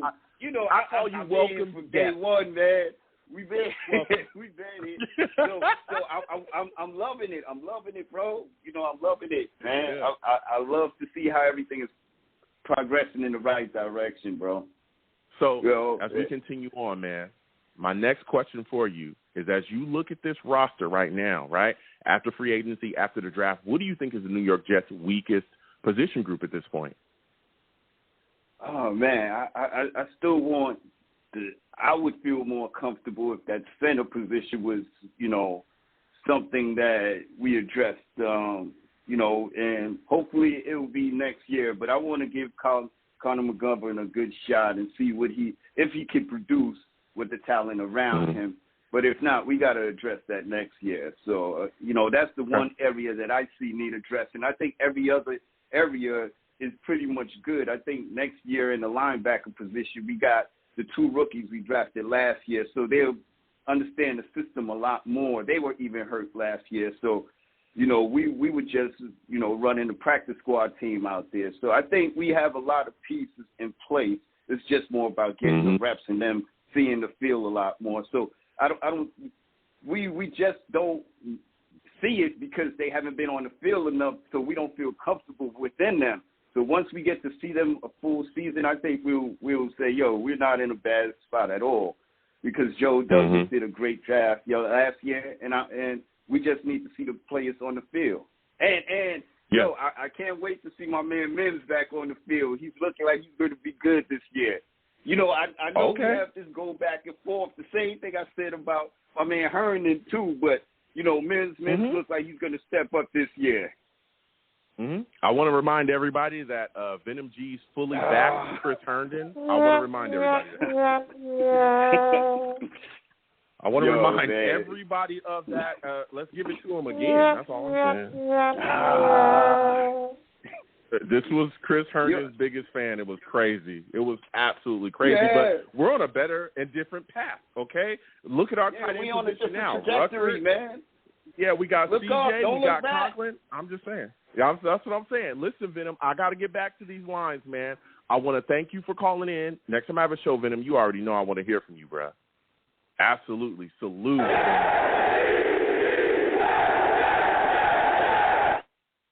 Venom calling in. I'm just saying, it kind of is what it is. He supported Chris Herndon. Salutes to Venom G's. You know what I mean? Salutes to Venom G's. We're going to keep getting to these lines again. 515-602-9639. 515-602-9639 is the number. Call in. We're taking all callers. Next, I'm going to 469. 469. I'm coming directly to you. BK Chris will come to you next. 469. We're coming directly to you. Give me your name, where you're from, and give me your thoughts about the New York Jets first-round draft selections, my friend. You kidding me? Are you talking to me, Joe? Yes, I am. 469. What's going on? 610-902. Oh, my God, man. I want your autograph. First of all, I'm an old, grumpy Jets fan here. I was in college in 1985. The Dolphins beat the heck out of us 45-0, I believe. You were in diapers still, Joe. But anyway, I love you, Joe. I'm going to do everything I can to get your subscribe up to I can't believe you. Golly, man, there's a lot of Jet contests out there that have 10,000 subscribers, 20,000. Man, you deserve to have at least 15,000. And anyway, my background, I grew up in the Bronx. I live in about 20 miles east of Dallas right now. Diehard Jets fan. I have to hear all these Dallas Cowboys fans talking about their Super Bowl wins, but in reality, if you go back to, if you Google your research, the last 10, 20 years, the last 15 years, the Jets head to head with Dallas Cowboys, we beat the heck out of them. We have better records than them. Anyway, and I met Troy Aikman, not a big fan of him, but anyhow, I am on cloud 9 right now, Joe. I don't know. I just can't believe this guy Joe Douglas is a magician. He brought in Sauce Gardner. This guy is, to me, he's God, man. This guy is like Darrelle Revis, Richard Sherman on steroids. Okay. Yeah, listen. I'm telling you right now. Listen, hold on a second. Listen, you're fired up. I am as well. Right? We are headed in a different direction. We have a general manager that understands. He understands. Listen, I am right there with you. I'm hyped up too. Now, I hear what you're saying. You're looking at Sauce Gardner. You think he's phenomenal. I know a lot of Jets fans love what we did there, right? You got Garrett Wilson in the building as well at 10. Give me your thoughts about him trading up for Jermaine Johnson. How did you feel about that move, man? Jermaine Johnson is besides freaking good-looking motherfucker. I'm sorry, no, I can't curse in this show. Watch your language. Don't curse. Oh, no, I know. I apologize. I just can't help myself. Besides a good-looking man, he's man. Just take a look at the Senior Bowl, man. This guy is incredible. This guy, I understand about Thibodeau and Aiton Hutchinson, whatever, but this guy is incredible. Jermaine Johnson and I was and a lot of like stupid general manager out there things off the field, whatever issue. I don't. I didn't get it, but anyhow, for us to trade up to get him, he's very appreciative. He understands. He's gonna think about when he played all this team that passed on him, made him like drop him to the 26. He's gonna think about those teams. And anyway, before all the Jet Nations out there, I just wanna give credit to. I just wanna thank the Houston Texans, the Atlanta Falcons, and the Titans. The Texans, I thank them because they didn't get Sauce. They got pretty good. They got pretty good guys too, but Sauce is the one, man. I like this guy. I just want to. Oh God, I just want to meet him. I'm going to meet him one day. But anyway, this guy is professional. He's all about business. He's a good person. I can tell he came from a good, humble family. He's all about his family, his mom. He's gonna be the Jet. This guy's gonna be Jet for life, and the Jet's gonna give him some good money after his rookie contract's over. But anyway, I thank the Houston Texans for not picking him, and I thank Atlanta Falcons for picking Drake London and not Garrett Wilson. Garrett Wilson is not another good dude. This guy is Marvin. I'm telling you right now, these guys are going to be phenomenal. The guys that we took in this first round, they're coming in, like you said as well. Sauce Gardner, we got Garrett Wilson. It's a lot to be fired up about here, man. It absolutely is. Listen, I want to thank you for calling in, my friend. It was amazing to speak with you. You have yourself a good night. Listen, he brought in and breathed the heat, man. We're going to keep getting to these lines. 515-602-9639. 515-602-9639 is the number. Call in. Next, I'm going to my guy, BK Trainer. Salutes to you, BK. I want to thank you for calling in tonight. Listen, man, we got a lot of heat. This show's hot right now. A lot of things going on. Give me your thoughts about the New York Jets first-round pick selections, man. How did you feel about Garrett Wilson, Sauce Gardner, and the trade-up for Jermaine Johnson? What were your thoughts about it, man? I loved it. Listen, man, they needed that. They needed to get winners, okay? And they look like they're winners, you know what I'm saying? They addressed everything that they needed in that first round. To come up to 26 and get Jermaine Johnson, man, that was solid, man. I'm really proud of the organization for doing what they just did.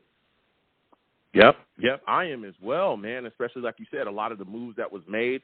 We were all kind of sitting there after 10, and we were waiting on edge. We were like, okay, well, what are you doing? And Joe Douglas shocked us, got aggressive, moved up, bruh, and got Jermaine Johnson. Now, as we continue on down this draft, there were some haters. We already hearing them. A lot of people upset that we moved up for Breece Hall. Give me your thoughts about that. What are your thoughts about the New York Jets taking a running back in the second round? All right, well, two things. One, we needed an explosive player. All right, we got that in a receiver. We also need that in the backfield. Michael Carter is an excellent running back. He celebrates to the hole, but this guy can make plays anywhere on the field. When you have the opportunity to pick up a back like that, you have to get him. Forget about the third round. We can find a back, fourth round. None of that.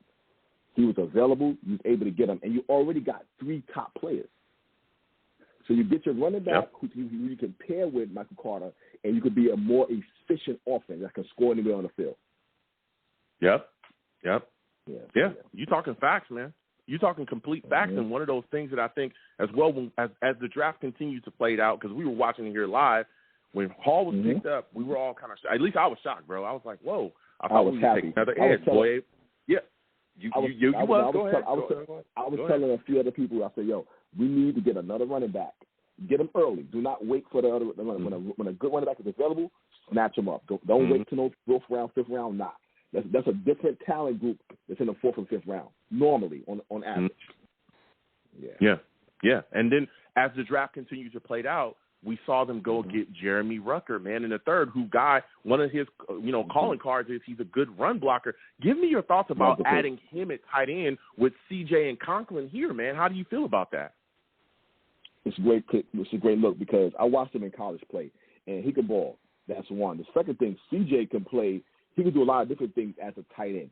So he could run a lot of different routes, and you can still bring him in and let him be like the true tight end, blocking and also catching football. So we did a great job at the tight end room, basically. Having 3 guys there. Mm-hmm. Yeah. It's hype, man. It's hype. Now, my final question before I let you go, BK, because you done brought the heat, man. Give me your thoughts about this roster. When you look at it, right, we finished free agency. Of course, there's still guys out there we can add, right? There's a lot of talk.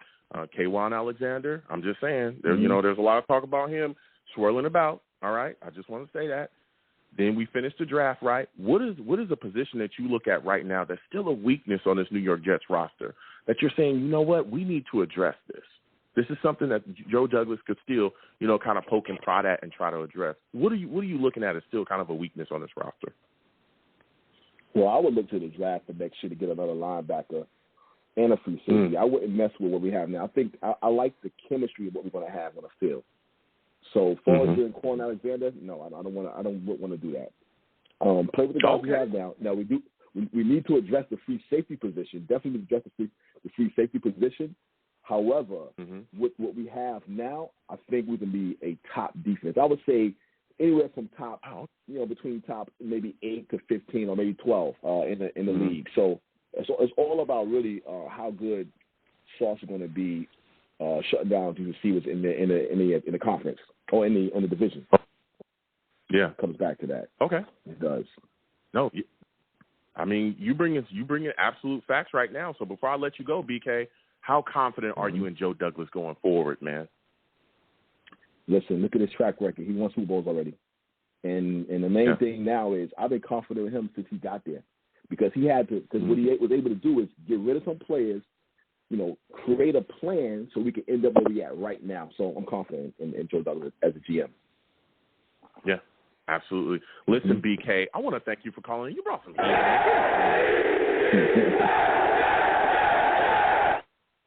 Yeah, you did, man. Salutes to you. I want to thank you for calling in, BK. You have yourself a good one, man. You as well, brother. Stay strong. All right. Listen, BK Trainer calling in, all right? We're going to keep getting to these lines. Again, 515-602-9639. 515-602-9639 is the number. Call in. But first, we got to go to Leon S. Kennedy with the big donation. I said we're going to Leon S. Kennedy with big donation. Salute to Leon given to the platform. Leon says, Savages, this man deserves to have them numbers up. Sauce Garner is flat Stanley right now, but that is okay. Props to Joe. God bless you. Long Beach Joe for edge rusher. Salutes to you, Leon. Again, thank you for the big donation. And I want to thank him, man. Salutes to you, Leon. I want to thank you for giving to the platform. I was telling people during my live draft show, I wish the New York Jets would have drafted me at edge rusher. I can fix these issues, all right? Bring up Joe, okay? Call my name, pick me 4 in the draft. I'll take care of everything. You know what I'm saying? I could do it. I could do it, man. You know what I mean? So we're going to keep getting to these lines again. 515-602-9639. 515-602-9639 is the number. Call in. We're taking all callers. Next, I'm going to my guy, Chris. Chris, salutes to you. I want to thank you for calling in tonight. It's always great to speak to you, Chris.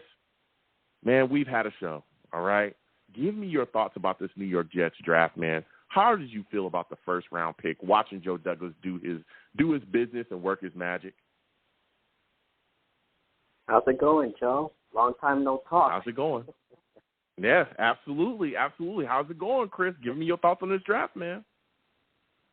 I'm going to be honest with you. I didn't actually see the draft, but I did see who we picked. And to be strategically honest here, I'm not too confident yet, because let's back up for a moment. We got to be careful. I understand a lot of guys are crazy. Oh, we got Sauce Gardner, and we got Jermaine Johnson, but let's hold on the brakes for a minute, because remember, we don't want to repeat the same mistake we repeated last year. Remember, a lot of people wanted Mr. Mims to go out and play. He played. He showed his true colors. Every Jets fan want him gone. We cannot repeat the same mistake. I'm not saying these guys are not talented, but what I am saying is we have to wait and see how well they do on the field before we decide if Joe Douglas made the right choice. No, listen, Chris. Listen, Chris. I hear exactly what you're saying, and again, I want to thank you for calling in. I hear, you don't want to get too ahead of yourself. That's why I know a lot of people want to say Sauce Gardner is Darrelle Revis. Some people are trying to say that he's Deion Sanders. I'm saying pump your brakes on that. But I don't think there's anything wrong with Jets fans being excited about getting a quality draft, right? There's a lot of players. There was a lot of process working up to this, right, where we had analysts and draft guys left and right screaming about who would be the best. There's tier charts and all these things going on. And when you look at that, the New York Jets ended up with 3 guys that were supposed to go in the top 10. One of them we got at 26 in Jermaine Johnson. You got to be excited about that. When a lot of people are saying, hey, the Jets got the best corner in the draft, they got one of the best wide receivers in the draft, and they got one of the guys that's supposed to be the most pro-ready edge. Can't you see why a lot of people are fired up, especially when they're saying, hey, they got the best running back in the draft as well in the second round? I mean, can't you see why people are fired up, Chris? Yeah, but isn't that what they said about Mr. Mims, and then he performed last year, and look what happened at the end? We can't make that same mistake. We have to see how well they do. I'm gonna give them 3 years loaded. In those 3 years, then I'll say, you know what? Joe Douglas did make the right move. I admit I was wrong. But I want to wait and see how well they do. Remember, we're playing with Pandora's box here. So we got to slow and steady before we get over excited. We have to wait and see how well they do on the field. Remember, college is different than the NFL. And that's what a lot of people don't get. They think that, this kid did well in college. Whole new level, whole new league, new competitors, new opponents, new system. So listen, Chris, I hear you, and I hear you. You're guarding yourself, and I understand it. I get where you're coming from. So now, when you look at this situation, right? You look at the draft. Draft is over now. You were hearing a lot of things from the media that are excited about the New York Jets draft. How do you feel about Joe Douglas now that free agency is over? Now the draft is over. Are you confident in him going forward as a general manager? I don't have an answer for that yet, Joe. I have to see how well the players play before I give him a grade, because I'm a little bit concerned also because, last year he got the grade and look where we ended up. Again, we have to see so that we won't repeat the same mistakes over and over and over. As much as I want to give you an answer on that, I have to wait. I'm going to give each one up to their 3rd year, and then I'll start making grades and stuff and see what I think.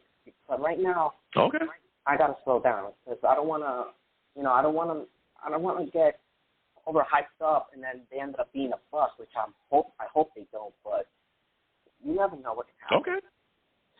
Okay. No, look, I respect that, Chris. You're guarding your heart, and it is what it is. But I'll tell you what, I'm hyped up over here. Listen, Chris, I want to thank you for calling in. It was great to speak to you. Next time I have a show, man, I want to hear from you, Chris, because I ain't heard from you in a minute, all right? Yeah, buddy, no problem. We'll talk to you soon. All right. Absolutely. You have a good one, my friend. Have a good night. All right. Listen, Chris calling in. Chris called in, and he spoke his mind. He's cautious, and I understand that. But me, I'm fired up, man. I'm hot. I'm fired up. You know what I'm saying? I'm not cautious at all.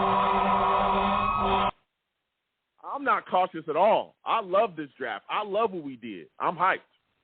I'm not saying that Sauce Gardner is Revis or, Deion Sanders. I'm not doing that. All right? Y'all got to slow down on that. But I'm hyped. You know what I mean? Just know that. So, Whew, listen, it's been quite a show. Salutes to everybody. I want to thank everybody for listening and watching. This has been phenomenal. What a great draft. You know, this team is changing. It's changing the direction. This general manager and Joe Douglas is changing the direction of this franchise, and I love it. And this is going to be a defining season. For this franchise, is going to be a defining season as well for Zach Wilson. That's who really, truly is going to benefit from a lot of the things that we did in this draft is Zach Wilson. We finally have a general manager that understands how to build behind a quarterback to help them be successful. That's big, all right? So I'm going to go ahead and close out the show. Listen, I'm the man of the people. I'm here for the people. Let me shamelessly promote my Facebook page. Everyone go on Facebook, search The Long Beach Joe Show. Like that page. My content's up there. Go ahead and give it a listen. Message me. I'll message you right back. I love going back and forth with folks about this football team. Also, leave me some feedback. I love hearing about what you folks think I do here on The Long Beach Joe Show. All right? You know what I'm saying? I want to hear from you, okay? I'm also on Twitter as well, YoungJ000. Again, YoungJ000. All right, go ahead and follow me. I'll follow you right back. You want to troll me? No issues. I am the troll that lives under the bridge, and I will have my Vera Tucker jersey on at all times. I was hoping I would be able to get a Drake London jersey, but Atlanta stood in the way of that. Thank you, Atlanta. You know what I'm saying? But it's all good. I got my Vera Tucker jersey on. Fight on. You know what I mean? The show's page as well is at The Long Beach Joe, at The Long Beach Joe on Twitter. Go ahead and follow that page as well. You know, I'm also on YouTube as well. Long Beach Joe Jets. Long Beach Joe Jets on YouTube. Okay, go over there, subscribe. All right, hit that notification bell. And if you want to troll me, get in those comments. We can go back and forth as well. I'll troll you there as well, too. All right, we can go back and forth. And as always, people, as always, when you see me in person, because you will see me in person, it is arms out, chest open, free hugs for everyone. Free hugs for everyone. The hugs will cost you absolutely nothing, okay? No matter what anyone says, the hugs will always remain free, all right? I want to thank you folks for listening. I want to thank you folks for calling in. Without you people, I'm absolutely nothing. Thank you for taking the time out of your day to call in and listen to the show. You folks are absolutely the best. I want to thank you folks again. You folks have a good one.